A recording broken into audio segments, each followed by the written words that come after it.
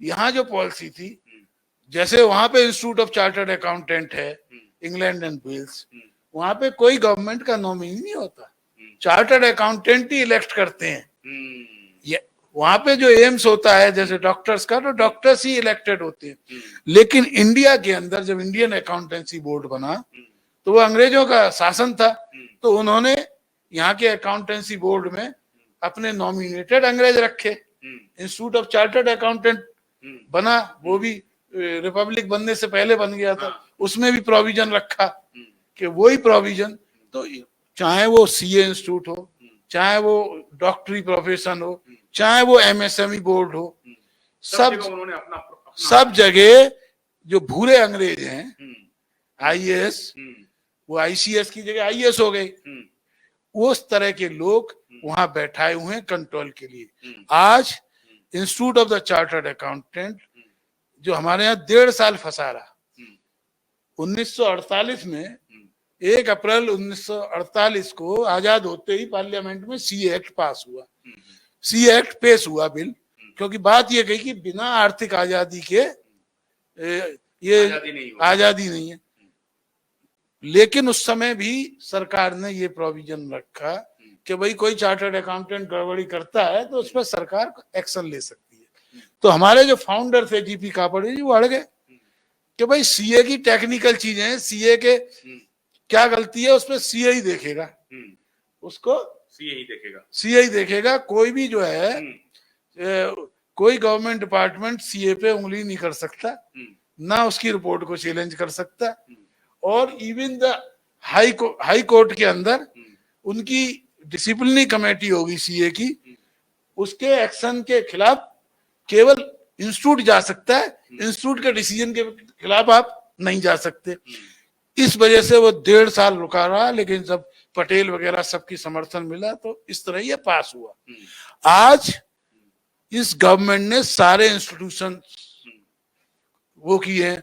अब chartered accountant को, company secretary को, सीडब्ल्यूए को कह दिया यदि वो क्लाइंट को कोई सलाह देता है तो he will be treated as the manipulator, और वो मनी लॉन्ड्रिंग एक्ट में CA, CS, CMA will B.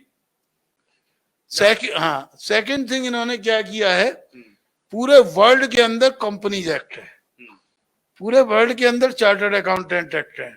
इन्होंने क्या किया, एक अलग से अपना इंस्टीट्यूट बनाया है, institute of corporate governance, government का। अब कुछ समय बाद गवर्नमेंट के ही जो अकाउंटेंट हैं वही ऑडिट किया करेंगे। बैंकों के ऑडिट इन्होंने बंद कर दिए क्योंकि जिससे एनपीए पता ना लग जाए। अब बैंकों के ऑडिट नहीं हो रहे, 20-30% हो रहे हैं, क्योंकि बैंक में जब चार्टर्ड अकाउंटेंट इंडिपेंडेंट ऑडिट होगा तो एनपीए पता लग जाएगा। तो एक्चुअल बैंकों की हालत बहुत ज्यादा खराब है, लेकिन ये अब ऑडिट ही नहीं करा रहे हैं।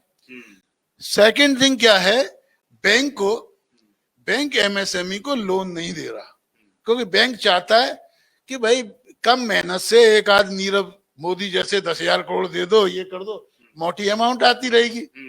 यहाँ पे हम कैसे मॉनिटर करेंगे, क्या करेंगे। और जो सरकार है, देखिए ये जो रिसोर्सेज है, रिसोर्सेज में 50% जो रिसोर्सेज हैं वो तो प्राकृतिक रिसोर्सेज हैं, वो सरकार कुछ करे ना करे अपने आप पैदा होते हैं। तो जो आदमी यहाँ पे बॉर्न हुआ उसको अधिकार है या नहीं है? बिल्कुल है। जो सबसे आने वाले लोग कहते हैं कि उनको अधिकार है। तो इसी तरह एमएसएमई को कुछ एडवांटेज हुआ करते थे पहले, अटल जी ने उसको एडवांटेज बहुत और भी बढ़ा दिए कि 1,40,00,000 से 2 करोड़ रुपए तक कोई एक्साइज नहीं लगेगी। आज बड़ी कंपनियों को फायदा है, छोटी कंपनी और एमएसएमई को लोन भी महंगा मिलता है, उनको टैक्स भी ज्यादा देना पड़ता है, उनको रिश्वतें भी ज्यादा देनी पड़ती हैं। मैं क्योंकि चार्टर्ड अकाउंटेंट की कमेटी में था, तो